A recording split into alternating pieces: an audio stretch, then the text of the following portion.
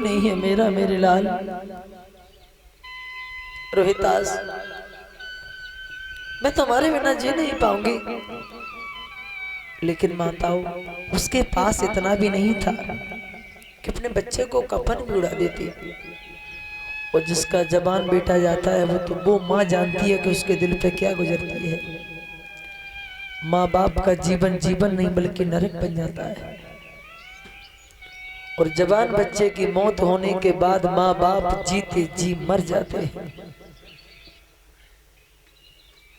इस बात का कोई अंदाजा नहीं लगा सकता, क्योंकि जिसके घर में घटना होती है वो जानता है कि उसके दिल पे क्या गुजरती है। वो ऐसा, रानी तारा के पास कुछ नहीं है, कफन तक नहीं है, तो क्या किया तारा ने?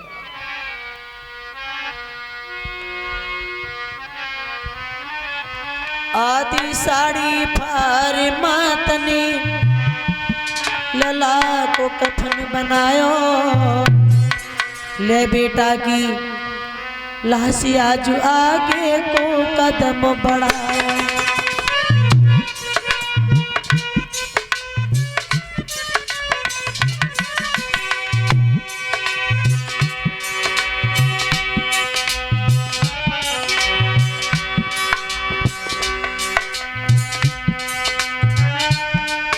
अरे पहुंच गई शमशान घाट, जन बेटा दौड़ लाई। तब तक भज के आवाज भूपति फौरन कानन आई। तब तक भज के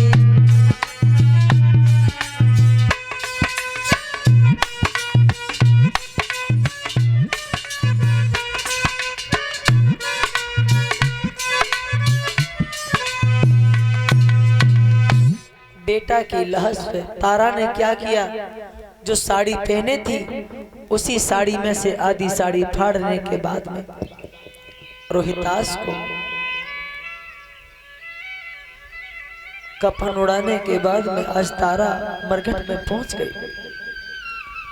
उसी मरघट में हरिश्चंद्र पहरा दे रहे हैं। दूर से देखा, आवाज लगाई, कौन है वहां? वो पास में आए, बोले तारा तुम रात के समय? तारा बोली हाँ महाराज। तुम रात के समय क्यों आई? तो जैसे ही माता और रोहितास के सर से कफन उठाया, हरिश्चंद्र कहने लगे तारा ये क्या हो गया? तारा, इसका मतलब तारा रोहितास मर गया? तारा, इस बच्चे के पीछे मैं बेईमान बन गया, इस बच्चे के पीछे मैंने अपमान सहे, इस बच्चे के पीछे मैंने वरुण से युद्ध किया। तारा, मुझे यही दिन देखना था? तारा बोली हाँ महाराज। तारा, मुझे कर का टका चाहिए। तारा बोली महाराज इस समय तो मेरे पास कुछ नहीं है, लेकिन हाँ, क्या ये लड़का तुम्हारा नहीं है? हरिश्चंद्र बोले लड़का हमारा था, अब नहीं है। याद करो उस दिन की जब तुमने मेरा घड़ा नहीं उठवाया था तारा, तो मैं अपने मालिक के हुक्म को टाल नहीं सकता, मुझे कर का टका चाहिए। तो तारा बोली महाराज लाश जल जाने दो, उसके बाद दे दूंगी। बोले नहीं तारा, कर का टका चाहिए। अंत में कोई पेश नहीं गई, तो तारा रोहितास के पास पहुंच गई। माता सर से कफन उठाया और बोली बेटा रोहितास, तेरे पिता कर का टका मांगते हैं। रोहितास, मैं कहां से लेके आऊं?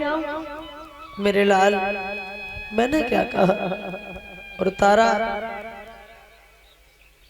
रोहितास से कहती है